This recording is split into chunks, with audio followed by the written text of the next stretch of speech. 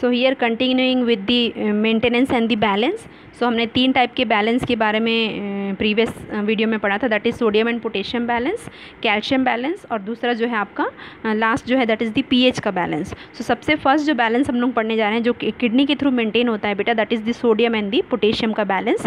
So sodium is the normal constituent of the urine and the amount excreted is regulated by the hormone aldosterone that is secreted by the adrenal cortex. So आपका adrenal जो glands हैं, that is kidney के ऊपर आपका एक gland है जिसको हम लोग बोलते हैं एड्रेनल ग्लैंड।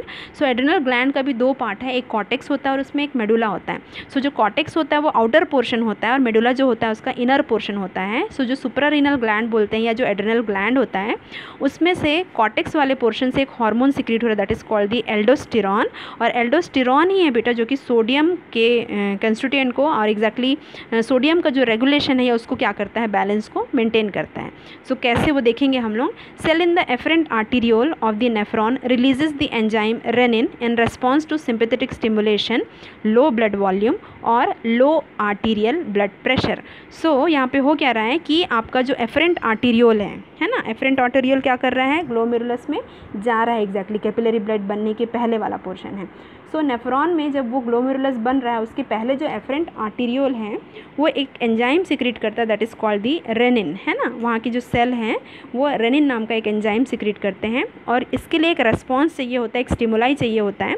सो स्टिमुलाई कहाँ से मिलता है, फर्स्ट जो है सिंपैथेटिक स्टिमुलाई है, दूसरा है ब्लड का वॉल्यूम कम होना और तीसरा जो है आर्टीरियल ब्लड प्रेशर कम होना, है ना। तो जब बीपी कम होता है या ब्लड में वॉल्यूम कम होता है ब्लड का, सो आपका ये सिंपैथेटिक जो स्टिमुलाई है उससे एफरेंट आर्टीरियोल में जो रेनिन नाम का एंजाइम है वो सिक्रीट होता है। नाउ अभी रेनिन क्या करता है, renin converts the plasma protein angiotensinogen produced by the liver to the angiotensin 1। अब ये रेनिन क्या कर रहा है, जो प्लाज्मा प्रोटीन है एक जिसका नाम है एंजियोटेंसिनोजन जो कि लीवर से प्रोड्यूस हो रहा है, इसको वो एंजियोटेंसिन 1 में क्या कर रहा है, कन्वर्ट कर रहा है। सो ध्यान से देखते हैं, रेनिन सिक्रीट हुआ afferent arterial of the nephron से। ये कब स्टिमुलेट होगा, जब बीपी कम होगा या ब्लड वॉल्यूम कम होगा तब ये सिक्रीट होता है। रेनिन जो है आपका एंजियोटेंसिनोजन को एंजियोटेंसिन 1 में क्या कर रहा है, कन्वर्ट कर रहा है, जो कि लीवर से प्रोड्यूस हो रहा है। Okay, now angiotensin converting enzyme formed in the small quantities in the lung, proximal convoluted tubule and other tissues converts angiotensin 1 to angiotensin 2 which is very potent vasoconstrictor and increases the blood pressure. Okay, so angiotensin एक converting enzyme यहाँ पर secrete हो रहा है जो कि कहाँ से सिक्रीट हो रहा है, स्मॉल क्वांटिटी में लंग से, proximal convoluted tubule of the nephron से और कुछ अदर टिश्यूज से, जो कि एंजियोटेंसिन 1 को किस में कन्वर्ट कर रहा है, एंजियोटेंसिन 2 में। सो रेनिन ने एंजियोटेंसिनोजन को एंजियोटेंसिन 1 में कन्वर्ट किया और एंजियोटेंसिन कन्वर्टिंग एंजाइम ने एंजियोटेंसिन 1 को एंजियोटेंसिन 2 में कन्वर्ट किया। और ये जो एंजियोटेंसिन 2 है वो वैसो कॉन्स्ट्रिक्टर है, ब्लड वेसल्स को क्या करता है, कॉन्स्ट्रिक्ट कर देता है, जिसके कारण से ब्लड प्रेशर क्या हो जाएगा, आपका जो कम था वो क्या हो जाएगा, बढ़ जाएगा। Now renin and raised blood potassium level also stimulate the adrenal gland to secrete aldosterone. So ये जो रेनिन है और जो रेज्ड ब्लड पोटेशियम का जो लेवल है ये एड्रेनल ग्लैंड को सिक्रीट स्टिमुलेट करता है कि वो किस चीज़ को सिक्रीट करे, एल्डोस्टेरॉन को। ठीक है, सो इधर तो ब्लड प्रेशर रेगुलेट हुआ पहला, अब दूसरा रेनिन क्या कर रहा है, जो रेनिन है और जो पोटेशियम का अमाउंट जो ब्लड में बढ़ा हुआ है ये दोनों एड्रेनल ग्लैंड को स्टिमुलेट कर रहे हैं कि एल्डोस्टेरॉन को वो क्या करें, सिक्रीट करें। Then water is reabsorbed with the sodium and together they increases the blood volume leading to reduced renin secretion through negative feedback mechanism. So क्या हो रहा है, आपका पोटेशियम का लेवल यहाँ पर बढ़ा हुआ है बॉडी में, है ना। पोटेशियम और सोडियम का हम लोग रेगुलेशन पढ़ रहे हैं। सो पोटेशियम का लेवल बढ़ा हुआ है और रेनिन जो सिक्रीट हुआ है ये स्टिमुलेट कर रहे हैं एड्रेनल ग्लैंड को एल्डोस्टेरॉन को सिक्रीट करने के लिए। अब क्या हो रहा है, जैसे ही एल्डोस्टेरॉन सिक्रीट होता है सो वाटर क्या हो रहा है, आपका रीअब्जॉर्ब हो जाता है सोडियम के साथ, क्योंकि सोडियम जो है वाटर रिटेंशन कॉज करता है। सो आपका एल्डोस्टेरॉन जब सिक्रीट होगा सो वाटर जो है रीअब्जॉर्ब हो जाएगा सोडियम के साथ and together they increases the blood volume, जिसके कारण से ब्लड का वॉल्यूम क्या हो जाएगा, बढ़ जाएगा। सो आपका बीपी कम था और वॉल्यूम भी कम था, तभी आपका जो हमने पढ़ा था एंजियोटेंसिन कन्वर्टिंग एंजाइम ने एंजियोटेंसिन 1 को एंजियोटेंसिन 2 में कन्वर्ट किया, है ना। सो उधर पे बीपी भी बढ़ा और इधर जो ब्लड का वॉल्यूम है वो भी बढ़ जाता है जब वाटर क्या हो जाता है, आपका रीअब्जॉर्ब हो जाता है एल्डोस्टेरॉन के इफेक्ट से। So leading to reduced renin secretion. अब यहाँ पर क्योंकि ब्लड का वॉल्यूम बढ़ गया है सो आपका रेनिन का सिक्रेशन फिर धीरे धीरे क्या हो जाता है, कम हो जाता है और आपका ये एक नेगेटिव फीडबैक मैकेनिज्म है। When sodium reabsorption is increased, potassium excretion is increased, indirectly reducing the intracellular potassium. जब सोडियम का रीअब्जॉर्प्शन स्टार्ट हो जाएगा, वापस वाटर के साथ वो एब्जॉर्ब होने लगेगा, क्योंकि आपका सोडियम और पोटेशियम का रेसिप्रोकल रिलेशनशिप है, वो एक साथ एक कंपार्टमेंट में नहीं रह सकते। सो सोडियम जब एब्जॉर्ब होगा तो पोटेशियम क्या होने लगेगा, एक्सक्रीट होने लगेगा। सो आपका पोटेशियम का अमाउंट जो पहले बढ़ा हुआ था सेल्स में, वो क्या हो जाता है, आपका कम हो जाता है। सो ऐसे ये सोडियम और पोटेशियम को क्या करता है, रेगुलेट करता है आपका kidneys. Okay, this is the renin, action of renin angiotensin aldosterone system, है ना। आपका एरो डायग्राम में हम लोग देख लेते हैं। लो रीनल परफ्यूजन प्रेशर है। सो रीनल परफ्यूजन प्रेशर कब लो रहेगा, जब बीपी कम रहेगा, है ना। सब बीपी कम रहने से आपका रीनल परफ्यूजन कम होगा और प्रेशर कम रहेगा, जिसके कारण से रेनिन सीक्रेट हुआ। रेनिन ने एंजियोटेंसिन 1 को एंजियोटेंसिन 2 में क्या कर दिया, कन्वर्ट कर दिया। और एंजियोटेंसिन 2 जो है वो एग्जैक्टली क्या है, एक पोटेंट वैसोकंस्ट्रिक्टर है, जिसके कारण से ब्लड बीपी क्या हो गया, आपका बढ़ गया। अब ये एल्डोस्टेरॉन को भी इंक्रीज़ कर रहा है, जो रेनिन है वो एल्डोस्टेरॉन के सीक्रेशन को भी इंक्रीज़ कर रहा है, जो कि सोडियम को और वाटर को क्या कर रहा है, रीअब्जॉर्ब करने में हेल्प कर रहा है। सो आपका सीरम का पीएच को भी क्या करेगा, इंक्रीज़ करेगा। साथ में आपका वाटर का रीअब्जॉर्प्शन हो रहा है और बीपी को भी क्या कर रहा है, ये इंक्रीज़ कर रहा है। और बीपी को इंक्रीज़ कर रहा है, साथ ही साथ अगर सोडियम रीअब्जॉर्ब हो रहा है तो पोटेशियम को क्या करने लगता है, वो एक्सक्रीट करने लगता है। So this is the arrow diagram. Okay, now second is the calcium balance. जो सेकेंड बैलेंस हम लोग पढ़ने जा रहे हैं, दैट इज़ द कैल्शियम का बैलेंस है। So regulation of calcium level is achieved by the coordinated secretion of parathyroid hormone and the calcitonin. The distal collecting tubule reabsorb more calcium in response to parathyroid secretion and reabsorb less calcium in response to secretion of calcitonin. So आपका parathyroid जो gland है, thyroid gland के पीछे आपका parathyroid gland है, जो कि parathyroid hormone को क्या करते हैं बेटा, सीक्रेट करते हैं। सो आपका पैराथायरॉइड हार्मोन जो है कलेक्टिंग सिस्टम में जब आएगा, आपका कैल्शियम को जब एब्जॉर्ब या फिर एक्सक्रीट करना है, सो आपका कैल्सिटोनिन और आपका पैराथायरॉइड हार्मोन उसमें मोस्ट इंपॉर्टेंट रोल क्या करता है, प्ले करता है। सो पैराथायरॉइड हार्मोन सिक्रीशन जब होगा, सो आपका जो कैल्शियम का रीअब्जॉर्प्शन होगा कहाँ पर, आपके कलेक्टिंग सिस्टम में। पर जब कैल्सिटोनिन सिक्रीट होगा तब आपका कम एब्जॉर्ब होगा कैल्शियम। सो पैराथायरॉइड हार्मोन जो है कैल्शियम के एब्जॉर्प्शन को बढ़ाता है और जो कैल्सिटोनिन हार्मोन है वो आपका कैल्शियम का एब्जॉर्प्शन को कम करता है। तो ये आपका कैल्शियम के लेवल के ऊपर डिपेंड करता है, कितना ब्लड उसका लेवल है, उसके अकॉर्डिंग पे आपका जो पैराथायरॉइड हार्मोन और कैल्सिटोनिन जो है इसके एब्जॉर्प्शन को कम या फिर क्या करते हैं, ज़्यादा करते हैं। और ये कहाँ पर होता है, आपके नेफ्रॉन के डिस्टल कलेक्टिंग जो ट्यूब्यूल है वहाँ पर ये रीअब्जॉर्प्शन का प्रोसेस होता है। So this is the calcium balance. Now third जो है दैट इज़ दी, ये देख लीजिए आपका ब्लड कैल्शियम का रेगुलेशन। सो पैराथायरॉइड हार्मोन जो है पैराथायरॉइड ग्लैंड से सीक्रेट हुआ है ना, आपका किडनी में जाता है ये और एग्जैक्टली जो है रीअब्जॉर्प्शन करता है कैल्शियम का और आपका एक्सक्रीशन करता है फॉस्फेट का, है ना। और आपका जब रीअब्जॉर्ब होगा कैल्शियम, सो ब्लड का जो कैल्शियम लेवल है वो क्या हो जाता है, फिर इंक्रीज़ हो जाता है। Okay, this is also the same diagram. Now third is the pH balance. So within the human body, fluids such as blood must be maintained within the narrow range of 7.35 to 7.45, making it slightly alkaline. Outside the range, pH become incompatible with life.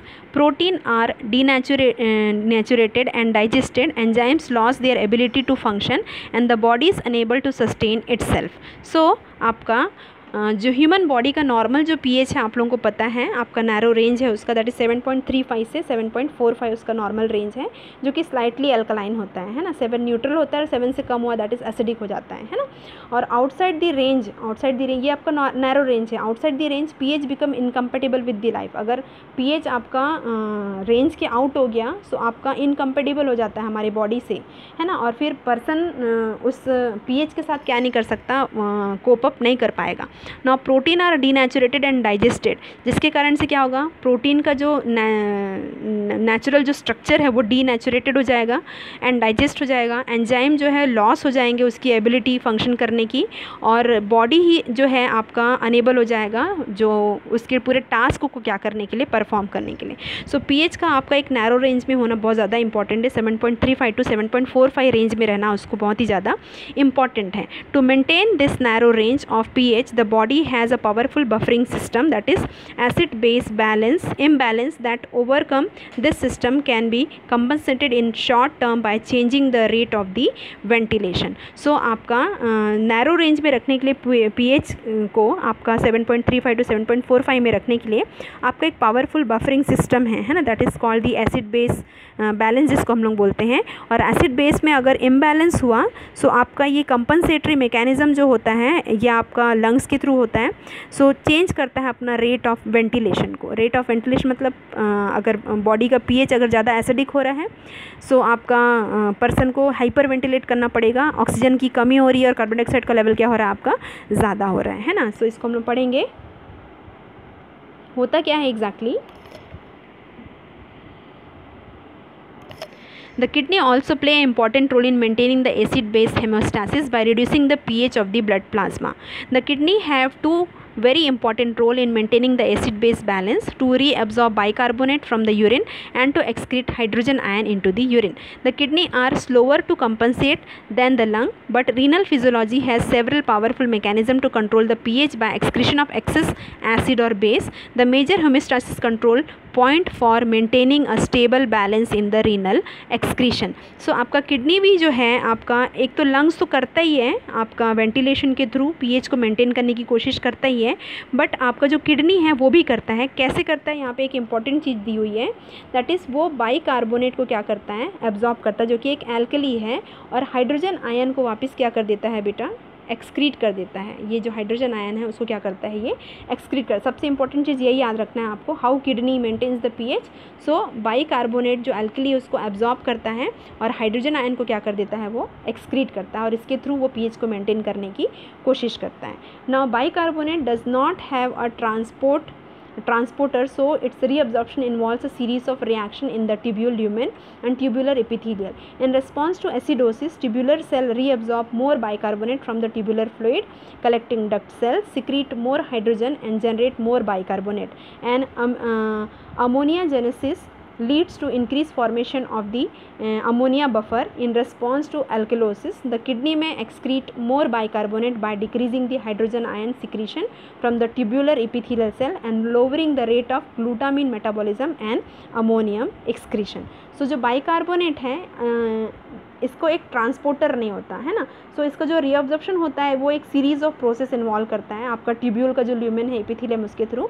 सो उसके response में इन response to acidosis क्या होता है exactly, tubular cell क्या करते हैं, मोर bicarbonate को absorb करते हैं, क्योंकि वो एक खुद ही ट्रांसपोर्ट नहीं हो सकता, आपके ट्यूब्यूल्स उसको एब्जॉर्ब करके ब्लड में भेजते हैं, ठीक है। नाउ बाइकार्बोनेट जो ट्यूब्यूलर फ्लूइड के थ्रू क्या होते हैं, एब्जॉर्ब होते हैं, और ट्यूब्यूल आपका बाइकार्बोनेट जब क्या हो रहा है, एब्जॉर्ब हो रहा है, तो उसके रिस्पॉन्स में जो हाइड्रोजन आयन है वापस क्या होने लगता है बेटा, वो एक्सक्रीट होने लगता है। मोर बाइकार्बोनेट एब्जॉर्ब होगा तो मोर आपका हाइड्रोजन आयन क्या होगा, एक्सक्रीट होगा, ठीक है।